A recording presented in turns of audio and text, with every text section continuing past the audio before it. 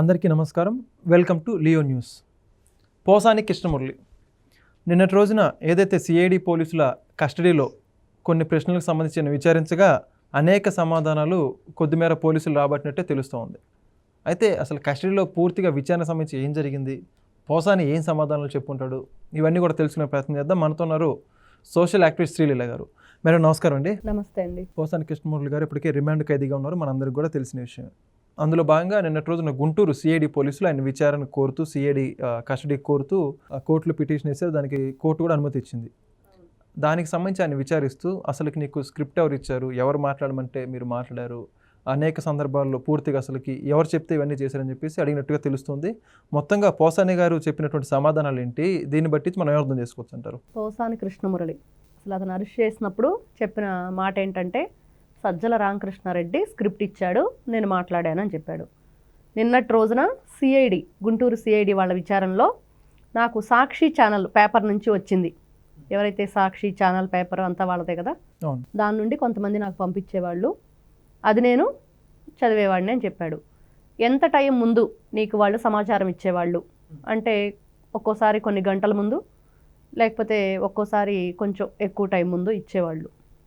కాకపోతే వాళ్ళు press meet ముందు ఏదైనా ఒక సబ్జెక్ట్ గురించి ఎవరినైనా తిట్టాలన్నా మీడియా ముందు మాట్లాడటానికి ఇదంతా కూడా సాక్షి వాళ్ళు ఇచ్చేవాళ్ళు, ఎలా మాట్లాడాలని. కానీ ఆ ఇచ్చిన వాళ్ళ పేర్లు మాత్రం తనకు తెలియదు అని చెప్తున్నాడు. మరి అంత తెలియని వాళ్ళ దగ్గర నుంచి ఎందుకు తీసుకున్నాడు? ఆ ఇచ్చిన సబ్జెక్టు అసలు అది నిజమా కాదా, నేను మాట్లాడొచ్చా లేదా అనే విచక్షణ ఇతనికి లేదా? ఇతనేమి చదువు రాని వాడు కాదు, బాగానే ఆరోగ్యంగానే ఉన్నాడు. ఏదైనా మెంటల్ డిజార్డర్ ఉంటే అతనికి ఏదో ప్రాబ్లం ఉంది అందుకనే ఏదో చేశాడు అనుకోవచ్చు, కానీ అలా ఏం కాదు కదా. హెల్దీ పర్సన్, అలాగే ఫిల్మ్ ఇండస్ట్రీలో ఉన్నాడు, ఒక స్క్రిప్ట్ రైటరు, అన్ని విధాలుగా కూడా అతనికి మంచిగానే ఉన్నాడు. అట్లాంటి వ్యక్తి మరి ఇట్లాంటి పని చేశాడంటే నిన్న సిఐడి వాళ్ళు అడిగిన దానిలో ఇదే అడిగారు. మరి మీరు ఎందుకు దాన్ని ముందుగా పరిశీలన చేసుకోలేదు, నిర్ధారణ చేసుకోవాలి కదా ఒక విషయాన్ని మనం మీడియా ముందు మాట్లాడేటప్పుడు. అంటే నేను గమనించలేదు, అవన్నీ కూడా వాళ్ళు ఇవ్వగానే నేను మాట్లాడేశానని చెప్పాడు. మరి అంతకుముందు సజ్జల రామకృష్ణారెడ్డి ఇచ్చాడు అని చెప్పారు కదా, మరి ఇప్పుడు ఇదెందుకు ఇస్తున్నారంటే దానికి సమాధానం చెప్పట్లేదు అతను. కొన్ని విషయాలు అన్ని క్వశ్చన్లో కూడా ఇతను చెప్పిన ఏంటంటే ఆన్సరు కొన్నిటికి తెలియదు, గుర్తులేదు, మర్చిపోయా, అది జనరల్గా వాళ్ళ నుంచి వచ్చేదే. కొన్నిటికి మాత్రం తను చెప్పాలనుకున్న వాటికి మాత్రమే చెప్పినట్లు కనిపిస్తుంది మనకి ఇక్కడ. అంటే తనకు ఏదైతే తను అనుకున్నాడో అది మాత్రమే చెప్పాడు. అంతకుముందు మరి సజ్జల రామకృష్ణారెడ్డి ఎందుకు పేరు చెప్పాడు? సరే, ఇదంతా ఒకటైతే ఫోటో మార్ఫింగ్, చంద్రబాబు నాయుడు గారిది ఫోటో మార్ఫింగ్ అమిత్ షాకి సంబంధించింది ఉంది కదా, దానికి మీరు ఎవరు చేశారంటే అది మాత్రం నేనే చేశాను, అది నాకు ఎవరు ఇవ్వలేదు, నన్ను కూటమి ప్రభుత్వం సంబంధించిన వాళ్ళు తిట్టారు, అందుకని కక్షపూరితంగా నేనే చేశానని ఒప్పుకున్నాడు అక్కడ. మరి ఇంతకుముందు సజ్జల రామకృష్ణారెడ్డి పేరు వచ్చింది, మరి ఇప్పుడు దాని గురించి అసలు విచారణలో అతను ఎక్కడా కూడా మళ్ళీ అతను ప్రస్తావన తీసుకురావట్లేదు. మరి కారణం ఏంటి అంటే, ప్రలోభాలు మళ్ళీనా, లేకపోతే భయమా, ఇంకేదైనానా? ఏదో కారణం ఉంటేనే కదా. మరి ఫస్టే స్టార్టింగ్లో అతని పేరు చెప్పినప్పుడు మళ్ళీ ఎందుకు రావట్లేదు, కనీసం అసలు ఫస్ట్లో ఎందుకు చెప్పాడనే దానికి కూడా అతను సమాధానం చెప్పట్లేదు. అంటే ఏదో దాస్తున్నాడు, ఇంకా విచారణ పూర్తి కాలేదు, అతని నుంచి నిజాలు ఇంకా పూర్తిగా బయటికి రాలేదు. ఇదైతే మనకు క్లియర్ కట్గా కనిపిస్తుంది. అంటే ఇప్పుడు పోసాని కృష్ణమురళి గారు అప్పుడొక మాట ఇప్పుడొక మాట మార్చడం బట్టి ఏమర్థం చేసుకోవచ్చు అంటారు? మరి అతను మాట మారుస్తున్నాడంటే నిజం చెప్పట్లేదు, అబద్ధమే చెప్తున్నాడు.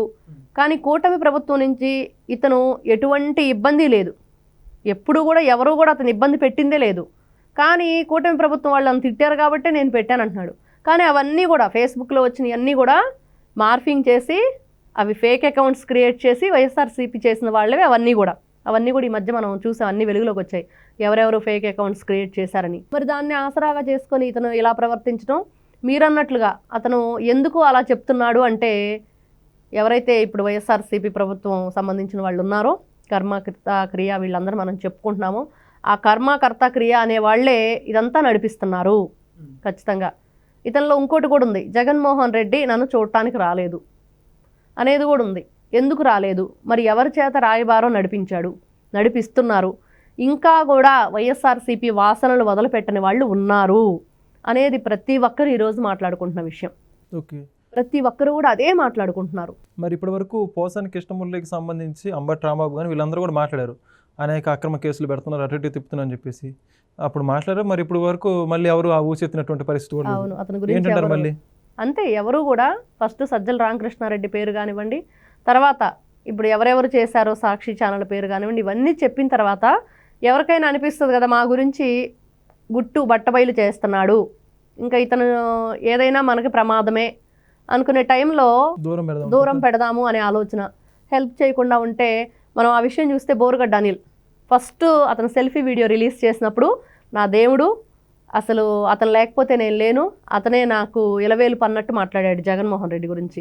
కానీ సెకండ్ వీడియో ఎప్పుడైతే అతను ఏకూజావున టైంలో రాజమండ్రి సెంట్రల్ జైలుకి వచ్చే టైంలో ఒక సెల్ఫీ వీడియో తీస్తే దానిలో నన్ను కరుణించు, నన్ను కాపాడు, కొంచెం నన్ను పట్టించుకో జగన్ అన్న అనేది కొంచెం అతను ఇబ్బందికరంగానే అనిపించింది. అంటే వీళ్ళు ఒక టైం వరకు వీళ్ళని ఎంకరేజ్ చేస్తున్నారు, సపోర్ట్ చేసినట్లు ఉంటున్నారు, కానీ ఆ టైం తర్వాత వీళ్ళని వదిలించుకునే ప్రయత్నం చేస్తున్నారు, దూరంగా పెట్టే ప్రయత్నం చేస్తారని వీళ్ళు చెప్పే సమాధానాలు కానివ్వండి, వీళ్ళు మాట్లాడే మాటలు కానివ్వండి, ఇవన్నీ కూడా అందరికీ అర్థమవుతున్నాయి. అయితే మొత్తానికి పోసాని గారు మార్పు చెందుతారా లేదా? ఇప్పుడు ఇన్ని విచారణలు ఇవన్నీ కూడా చూస్తున్నారు డైలీ పోలీసులు ఇంకా ఇప్పుడు జైల్లో కానివ్వండి. అవునవును మీరు అన్నట్లుగా ఇంకా అతనిలో మార్పు వచ్చిద్దా అంటే రావట్లేదు. ఎక్కడొస్తుందండి?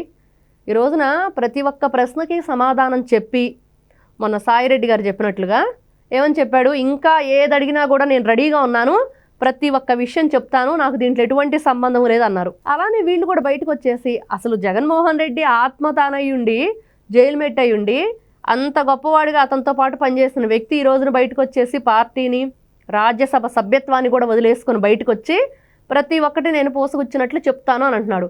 మరి వీళ్ళకేంటండి ప్రాబ్లం? వీళ్ళకెందుకు?